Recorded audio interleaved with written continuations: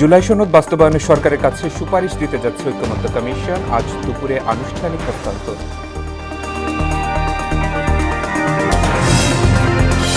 চট্টগ্রামে ব্যানার টানানো নিয়ে বিএনপির দুই পক্ষের মধ্যে সংঘর্ষ, নিহত একজন, আহত 12।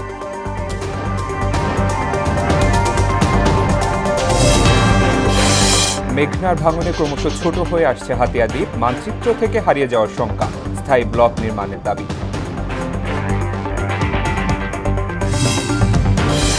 এবং জয়পুরহাটে অসাধু আলু বীজ ব্যবসায়ীদের দৌরাত্মে প্রতারিত কৃষক, প্রকাশ্যে বেচাকিনা চললেও নীরব কর্তৃপক্ষ।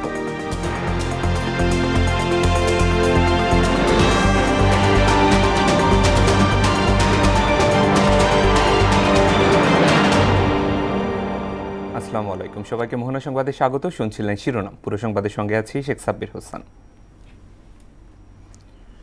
সরকারের কাছে জুলাই জাতীয় সনদ বাস্তবায়নের উপায় সম্পর্কিত সুপারিশ দিতে যাচ্ছে জাতীয় ঐকমত্য কমিশন। আজ দুপুর 12টায় উপদেষ্টা পরিষদের সদস্যদের উপস্থিতিতে আনুষ্ঠানিকভাবে এই সুপারিশ হস্তান্তর করা হবে। সোমবার বিকেলে রাষ্ট্রীয় অতিথি ভবন যমুনায় প্রধান উপদেষ্টা প্রফেসর মোহাম্মদ ইউনূসের সভাপতিত্বে কমিশনের সমাপনী বৈঠক অনুষ্ঠিত হয়েছে। এতে উপস্থিত ছিলেন ঐকমত্য কমিশনের সহসভাপতি প্রফেসর আলী রিয়াজ, কমিশন সদস্য বিচারপতি Mohammad Emdadul Haque, doctor Iftekharuzzaman, doctor Badiul Alam Majumdar, doctor Mohammad Ayub Mia এবং প্রধান উপদেষ্টার বিশেষ সহকারী মনির। ত্রয়োদশ জাতীয় নির্বাচন ঘিরে ভোটকেন্দ্রের চূড়ান্ত তালিকা প্রকাশ করেছে নির্বাচন কমিশন। ইসি সিনিয়র সচিব জানান, এবার ভোটকেন্দ্রের সংখ্যা বাড়লেও কমছে ভোট কক্ষ। সোমবার দুপুরে নির্বাচন ভবনের ব্রিফিংয়ে এসব কথা জানান আখতার আহমেদ। শাপলা প্রতীক নিয়ে এনসিপির বিষয়ে কমিশন আগের সিদ্ধান্তে আছে বলেও জানান তিনি।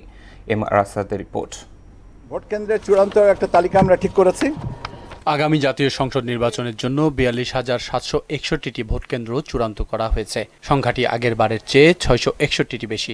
তবে ভোটকেন্দ্র কমছে ১৬,০০০-এর মতো। সোমবার নির্বাচন ভবনে এ বিষয়ে ব্রিফ করেন ইসির সিনিয়র সচিব আখতার আহমেদ। ৬৪টা জেলার ৩০০ কনস্টিটিউয়েন্সির ভোটকেন্দ্রের সংখ্যা ৪২,৭৬১, ২,৪৪,৬৪৯। এই হচ্ছে আমাদের চূড়ান্ত ভোট কেন্দ্রের সংখ্যা। নতুন রাজনৈতিক দলের নিবন্ধন বিষয়ে এ সপ্তাহে গণবিজ্ঞপ্তি আসছে বলেও উল্লেখ করেন তিনি। রাজনৈতিক দলগুলোকে প্রাথমিকভাবে চিহ্নিত করে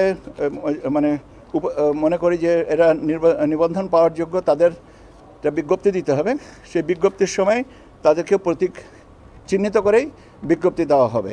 জাতীয় নাগরিক পার্টির দাবি করা শাপলা প্রতীক বিষয়ে কমিশন আগের সিদ্ধান্তে আছেন বলেও জানান আখতার আহমেদ। আমার কাছে বিকল্প কোনো প্রস্তাব দেওয়ার বা কথা বলার কোনো তথ্য আমার কাছে নেই। কাজে নির্বাচন কমিশন যেটা বলেছে যে তারা স্ববিবেচনায় নিজস্ব একটা প্রতীক বরাদ্দ করে দেবে, সেটাই হচ্ছে এখনকার পর্যন্ত অবস্থান। এটা নির্বাচন কমিশন মনে করেছে এটা রাখার দরকার নেই সেটা, এবং তফসিল সে করেনি। এটার ব্যাপারে যদি আইনি ব্যাখ্যাটা তাহলে তো আইনজ্ঞকে জিজ্ঞেস করতে হবে, আখতার আহমেদকে নয়। জোটের দলীয় প্রতীক বিষয়ে বিএনপির চিঠি নিয়ে কমিশন সিদ্ধান্ত নেবেন বলেও উল্লেখ করেন ইসি সিনিয়র সচিব। এখন ওনারা নিশ্চয়ই আইন মন্ত্রণালয়েও যোগাযোগ করেছেন বা করবেন, এবং সেই অনুযায়ী যেটা সবার জন্য গ্রহণযোগ্য হবে সেটাই আর কি হবে। এম আর আসাদ, মোহনা সংবাদ, ঢাকা।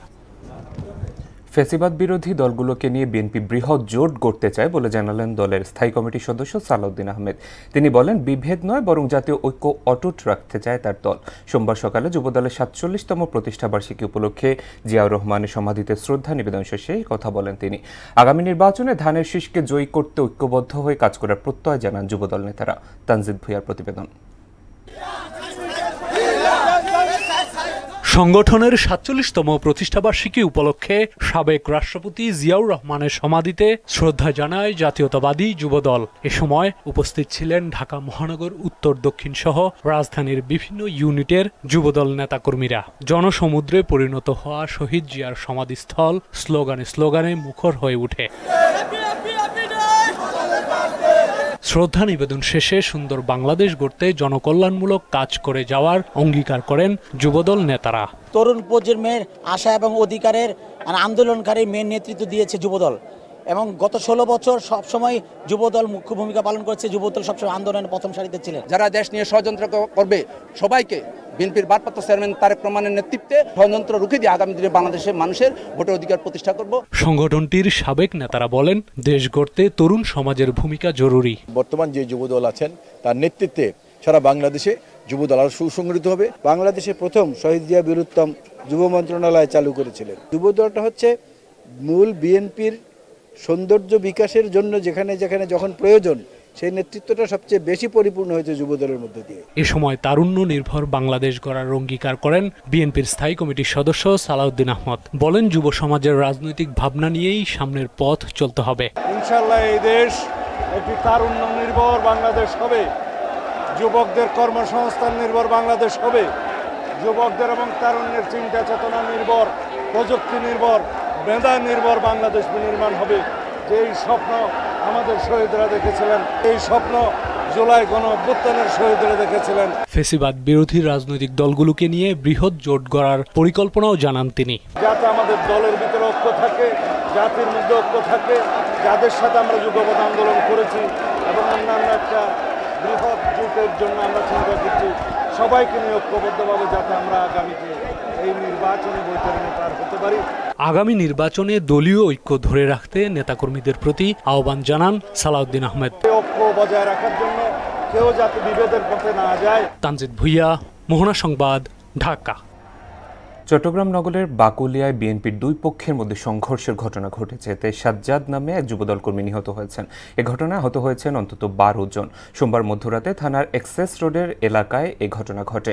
মেয়রের ছবিযুক্ত একটি ব্যানার সরানোকে কেন্দ্র করে দুই পক্ষের মধ্যে তর্কাতর্কি হয়। এক পর্যায়ে উভয় পক্ষের মধ্যে ধাওয়া পাল্টা ধাওয়া ও গুলির ঘটনা ঘটে। এতে ঘটনাস্থলে একজন গুলিবিদ্ধ হয়ে মারা যান এবং কয়েকজন আহত হন।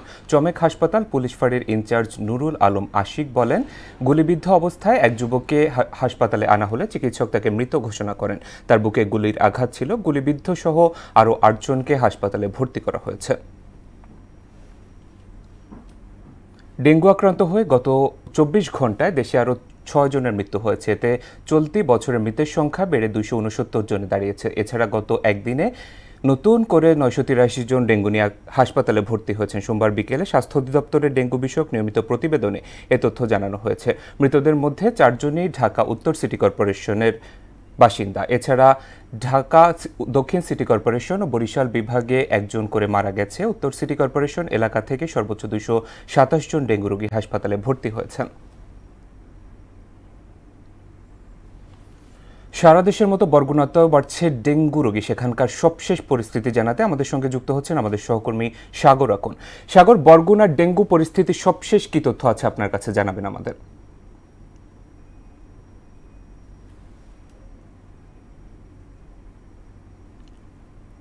সাব্বির, আপনি যেমনটি বলছিলেন যে আসলে সারা দেশে কিন্তু ডেঙ্গুর যে প্রকোপ বেড়েই চলছে এবং বরগুনার কথা যদি বলি, আসলে বরগুনাতেও সারা দেশের ন্যায় কিন্তু যে ডেঙ্গুর প্রভাব সেটি কিন্তু এখনো চলমান রয়েছে। আমরা দেখেছি এর আগে প্রতিদিন 100 রোগী কিন্তু শনাক্ত হতো, কিন্তু আমরা কয়েক সপ্তাহ যাবত কিছুটা কম হলেও কিন্তু এখনো আশঙ্কাজনক আর গায়ে ডেঙ্গু আক্রান্ত হচ্ছে। বরগুনায় যদি আমি লাস্ট 24 ঘন্টার তথ্য আপনাকে দেই, লাস্ট 24 ঘন্টায় কিন্তু 40 জন ডেঙ্গু শনাক্ত হয়েছে নতুন করে। এবং আমি যদি আপনাকে বলি, এই 40 জনের মধ্যে কিন্তু 28 জন বরগুনা সদর উপজেলাতেই শনাক্ত হয়েছে এবং মোট জেলায় এখন পর্যন্ত এই 24 ঘন্টায় ডেঙ্গু আক্রান্ত হয়ে ভর্তি রয়েছেন 111 জন এবং 111 জনের 67 জনই কিন্তু বরগুনা সদর হসপিটালে কিন্তু ভর্তি রয়েছেন। এবং আমি যদি বলি আপনাকে, এখন পর্যন্ত দেশের মোট যে আক্রান্ত, এই আক্রান্তের মধ্যে কিন্তু 6886 জন কিন্তু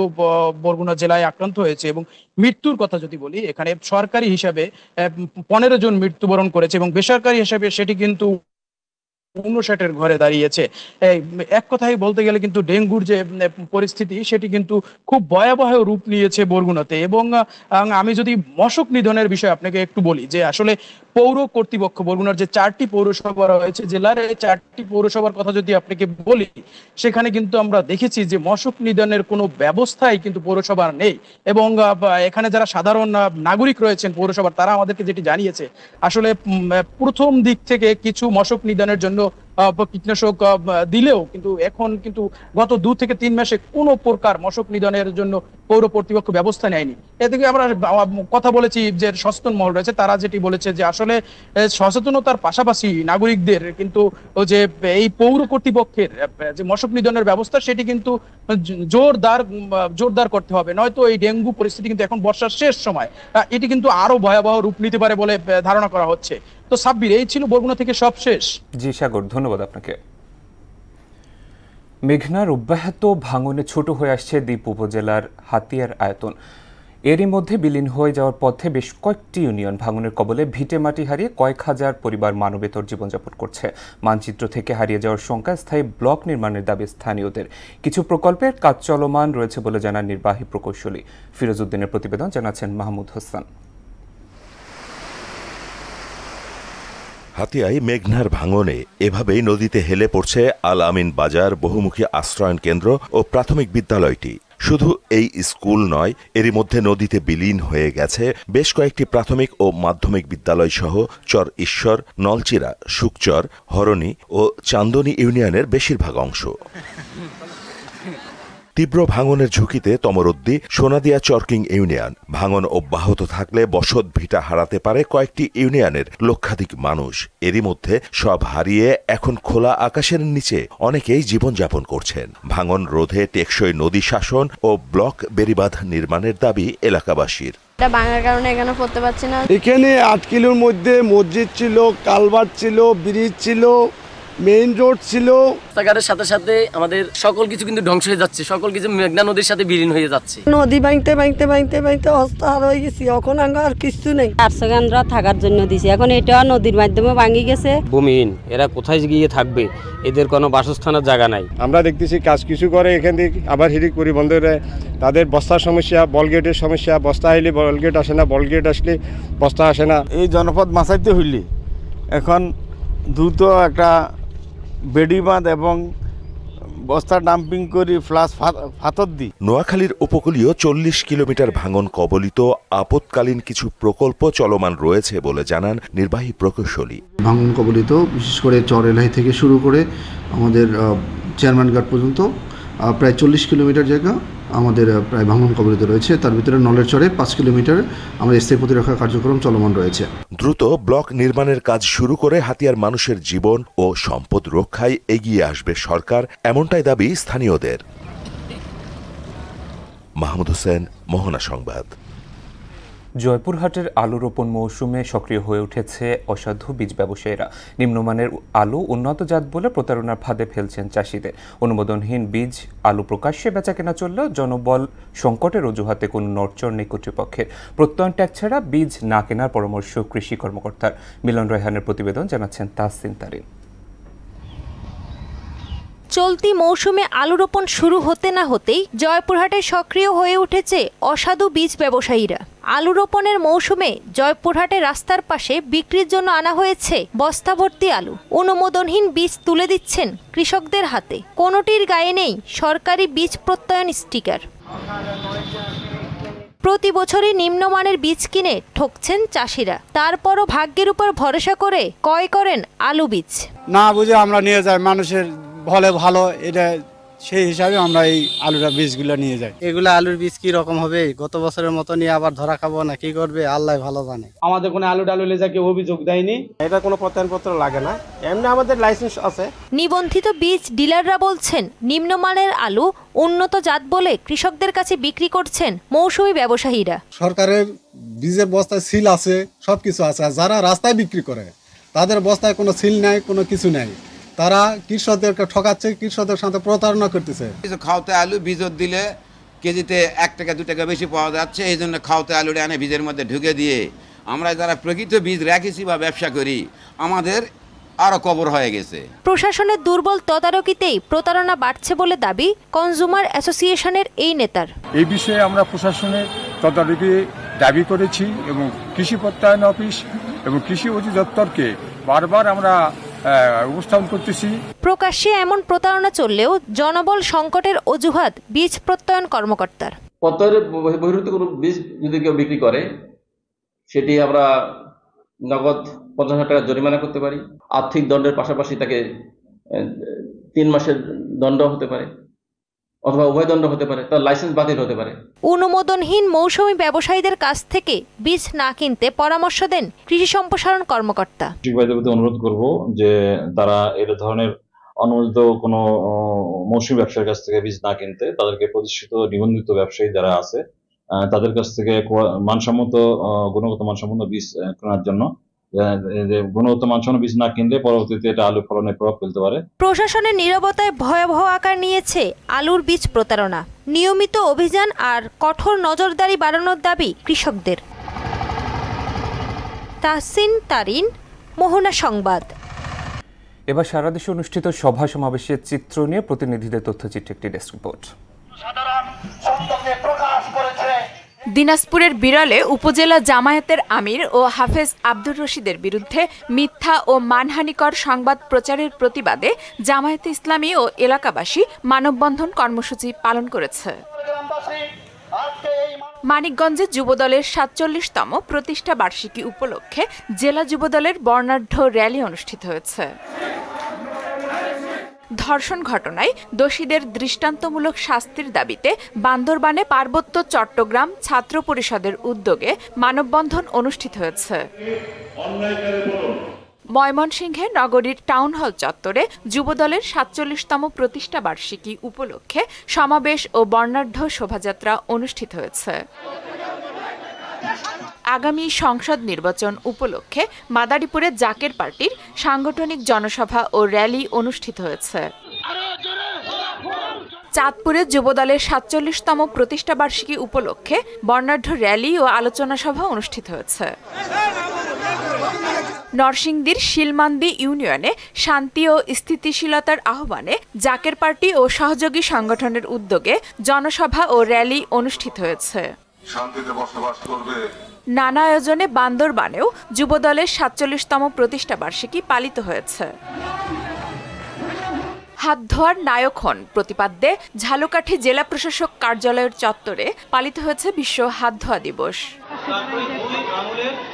নানা আয়োজনের মধ্য দিয়ে ঝালকাঠিতে যুবদলের ৪৭তম প্রতিষ্ঠা বার্ষিকী পালিত হয়েছে। নারায়ণগঞ্জে ডেঙ্গু ও চিকুনগুনিয়ার প্রাদুর্ভাব রোধে স্বচ্ছ পানির জিউস পুকুর পুনরুদ্ধারের দাবিতে নারায়ণগঞ্জ সিটি কর্পোরেশনের সামনে মানববন্ধন করেছে স্কুলের শিক্ষার্থী ও সর্বস্তরের মানুষ।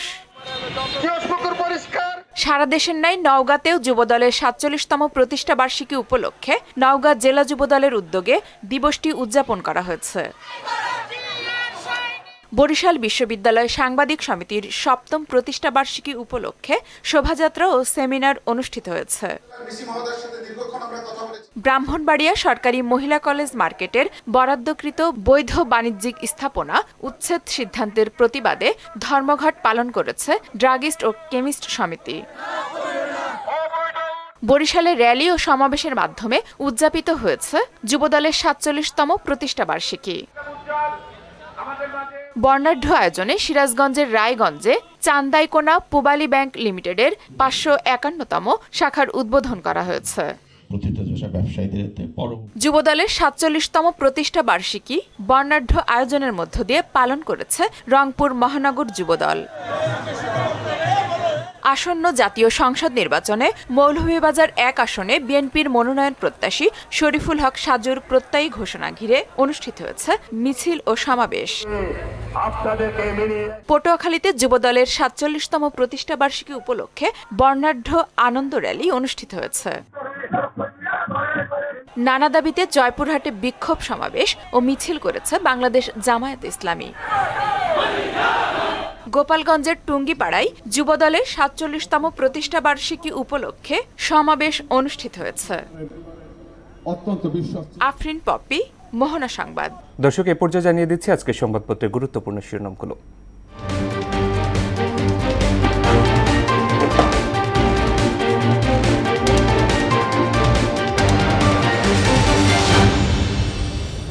শুরুতে প্রথম আলো।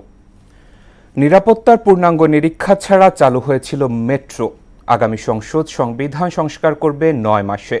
নির্বাচন সুষ্ঠু ও গ্রহণযোগ্য হতে হবে। নিউ ইয়র্কের মেয়র নির্বাচন মামদানির পক্ষে অভূতপূর্ব সমর্থন, আছে চ্যালেঞ্জও। দৈনিক ইত্তেফাক, ড্যাফোডিল ও সিটি ইউনিভার্সিটি শিক্ষার্থীদের মধ্যে রাতভর সংঘর্ষ। আদেশ জারির মাধ্যমে গণভোট শেষ হলো ঐকমত্য কমিশনের বৈঠক, চূড়ান্ত সুপারিশ সরকারকে হস্তান্তর আজ। বন্দর ও লজিস্টিকের ব্যবহার বৃদ্ধি সহ বাংলাদেশ থেকে পাট ও সুদ নিতে আগ্রহী পাকিস্তান। সমকাল থুথু থেকে আগুন। জুলাই জাতীয় সনদ সংসদ পাশ না করলে সংস্কার হবে স্বয়ংক্রিয়ভাবে। কৃষিবিদ ইনস্টিটিউশনে বিএনপির এক পক্ষের হামলা ভাঙচুর। বাংলাদেশ প্রতিদিন বিদ্রোহী ঠেকাতে কঠোর বিএনপি। প্রধান উপদেষ্টার সঙ্গে সাক্ষাৎ জাপান প্রতিনিধি দলের। সরকারের কাঁধে ৩ সিদ্ধান্ত। যুগান্তর ক্ষমতাবানদের প্রতি দুদকের পুরনো চেহারা। উপদেষ্টাদের এপিএস পিওর দুর্নীতি ফাইল ডিপ ফ্রিজে। জুলাই সনদ বাস্তবায়নে সুপারিশ জমা আজ। নোট অব ডিসেন্ট সহ চূড়ান্ত। আশুলিয়ায় ক্যাম্পাস এলাকায় রণক্ষেত্র। ড্যাফোডিল ও সিটি ইউনিভার্সিটির মধ্যে রাতভর সংঘর্ষ।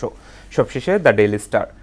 ACC won't need approval to sue government officials. Draft ordinance scraps Hasina Era amendment. BADC constructing lab on water retention pond. Fall of bearing pad. Investigators digging into documents focus on construction maintenance flaws. দর্শক, এই ছিল সংবাদপত্রের গুরুত্বপূর্ণ শিরোনামগুলো। শেষ করব মোহনা সংবাদ যাবার আগে শিরোনামগুলো আরো একবার। জুলাই সনদ বাস্তবায়নে সরকারের কাছে সুপারিশ দিতে যাচ্ছে ঐকমত্য কমিশন। আজ দুপুরে আনুষ্ঠানিক হস্তান্তর।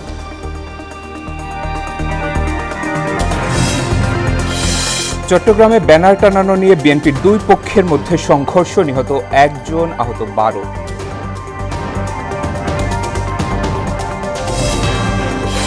মেঘনার ভাঙনে ক্রমশ ছোট হয়ে আসছে হাতিয়া দ্বীপ। মানচিত্র থেকে হারিয়ে যাওয়ার শঙ্কা, স্থায়ী ব্লক নির্মাণের দাবি।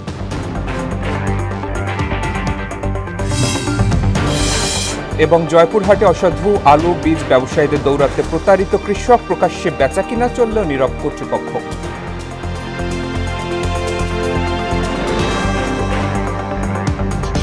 এই ছিল মোহনা সংবাদে। পরবর্তী সংবাদ দুপুর 1টায়। এর আগে সকাল 11টায় দেখবেন সংবাদ এক নজরে। মোহনার সবশেষ খবর জানতে ভিজিট করুন www.mohana.tv। সংবাদ দেখতে পারেন মোহনার ফেসবুক এবং ইউটিউবে। এতক্ষণ সঙ্গে থাকার জন্য ধন্যবাদ সবাইকে।